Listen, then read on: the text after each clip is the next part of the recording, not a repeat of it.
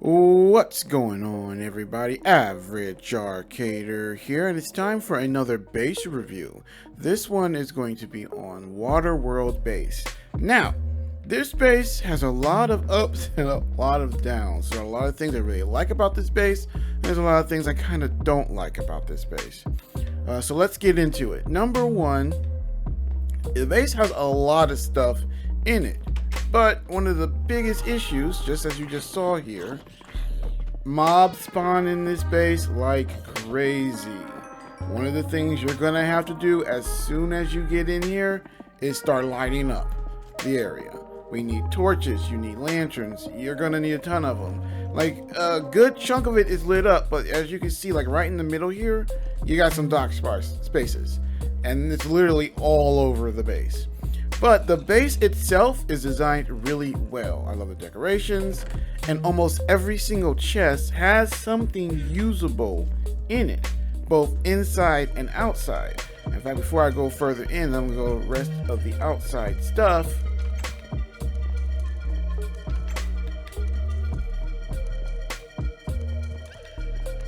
So you have every single crafting table you need is out here.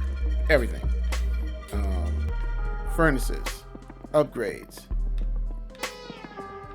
plenty of anvils, and again, more stuff that you can use, actual good stuff. In fact, one of these has a mending book right out there too, so you'll be able to start doing pretty much whatever you need to do right off the back.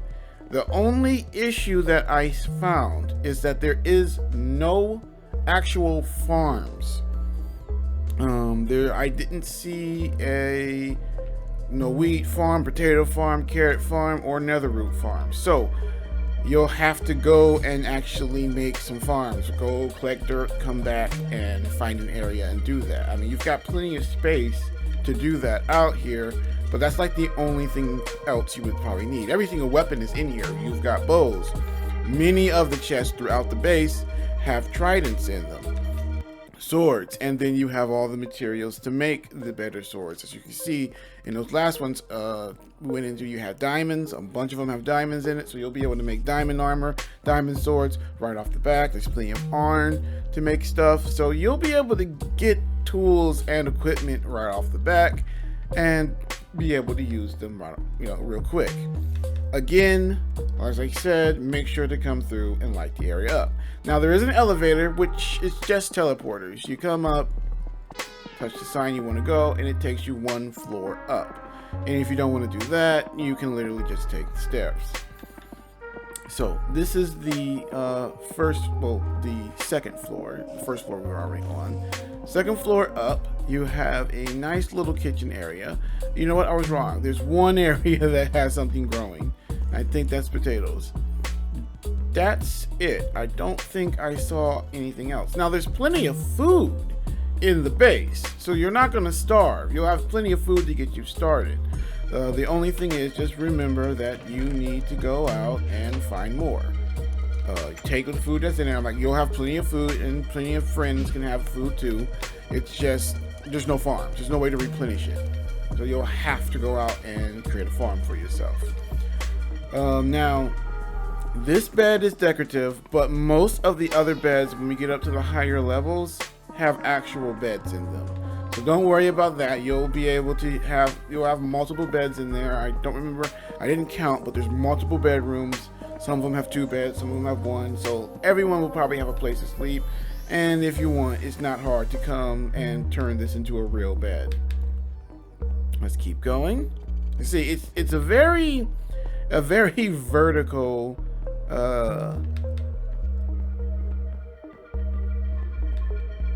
style map. See, you got a creeper in here. That's one of the things I didn't like. There's mobs all over the place. It's not another creeper. It's not properly lit. So if you're coming through here for the first time on the survival run, be careful. Take your time. Come through. As you come through, light up the areas, because you see there's a lot of dark areas here.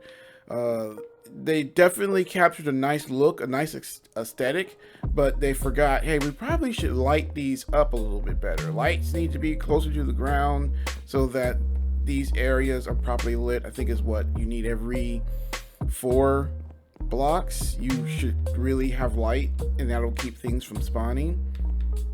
Another way, let's keep going up. Again, tons of storage. So you'll be able to pick up and to start storing things as you go anywhere. More and more storage. Another thing, again, you have plenty of enchanting tables that are ready to go, but I don't think I found Lampis, which means you'll need to go out and farm that as well. There's no mine, so that's another thing you'll have to go out and start soon. So, I mean, like I said, I like the idea of this map, and I think they did a good job with the execution of actually building it itself. Just a couple things I think they could have done better.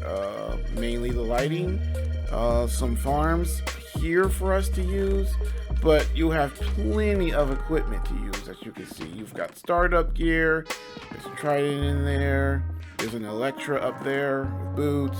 Like I said, you got a lot of good stuff already ready to go. You've got some potions. Like, it's not gonna be hard to get the setup that you want because you have everything you need. It's just you gotta start from scratch with other things. And there's no nether portal, none that I could find. Just more storage, more individual rooms with beds. There's a lot going on, and if you wanted to get up here quicker, you could use the teleporters. Definitely something I would definitely recommend that a group of people do this in. I would not recommend doing this one by yourself. I think it's a good base for a solo run, survival run, but I think it'd be more suited for multiple people using this base because there's just so much space. It's like, I feel like there's too much space going on here for a solo run. I feel like you'd have a better time with friends coming in here, everybody taking a room, and then working together to get the most out of this map. Now, as you can see, a good chunk of it is just storage. Let's go out. Boom. That was the top. We pretty much saw just about everything for the base. Again, it's a good base. I like the setup. I'd recommend it, but don't play by yourself.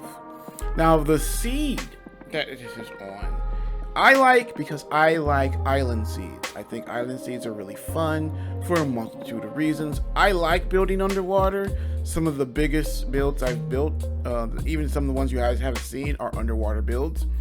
And I like doing it. I think it's fun. And I try to work towards that. This one also has ruins and an ocean monument right here. So it's not that far from the base, so you could easily go loot that out, get all the different things you need. There's sponges there. You also have more underground ruins over here with another ocean monument. Like, there's a lot. There's ocean monuments, there's ocean ruins, there's sunken ships everywhere. Like, all the underwater stuff, all the aquatic stuff, it's here in multitude. That's that's why I said I really like this seed when it comes to that. You're gonna have tons of stuff for you to instantly get into. I think that's why they gave you so much startup gear. You can start working on a lot of this. And then the different biomes on the different islands are actually pretty cool. Now, if we go a little further than what I normally do, many of these, there is like a big landmass, one of the only few actual continent-sized ones in the direction that I'm going now. If we were to keep going, that does have a bunch of deserts, and the deserts have a bunch of desert temples too, which I feel like you would eventually get to if you were doing a survival run on this map, because of the fact that with islands you do tend to go further out when you're exploring, for the simple fact that there's not that much there besides the islands and other big land masses. But as you can see, sunken ships everywhere, ruins everywhere. This would be if you like to do the underwater stuff and underwater builds, I recommend this map 100%. The seed alone will give you that, and you do have all the startup gear that you need. The only thing you'll have to do is one, make a portal, make a mine, and then once you do that, you just about have everything you need. Just you have to light up this area, because as you can see, look, the mobs are still spawning in. Look at that. And this area here I thought was decently lit out here, but it's not. I can find dark areas now. That's one of the things I think about when I review these things is, if you're building a map, a base for people, make sure to light it up. You don't want them exploring it for the first time in a survival run and a creeper comes and kills them and destroys a good chunk of your base. Then that person has to start over. You know, I will make sure to remember to light up your base. Whether you're building it in your own survival run or you're building it to sell to people, light up the base. Make sure it's good and well lit everywhere, and then test it. Like, go into the survival mode, see if anything spawns. If something's spawning, that means you need to light the area up some more. Alright guys, that is going to be it for today. What do you think? Do you like this map? Would you pick it up and do a survival run on it? Do you like building underwater? Do you like exploring the underwater stuff? Why don't you let us know in the comment section down below. But until next time, I'm Average Arcader. Thanks so much for watching. If you are enjoying these reviews, make sure to leave a like, share, subscribe, and hit that notification button. That way you're alerted every time we do a new one, so you don't miss any of them. Alright guys, Average Arcader out.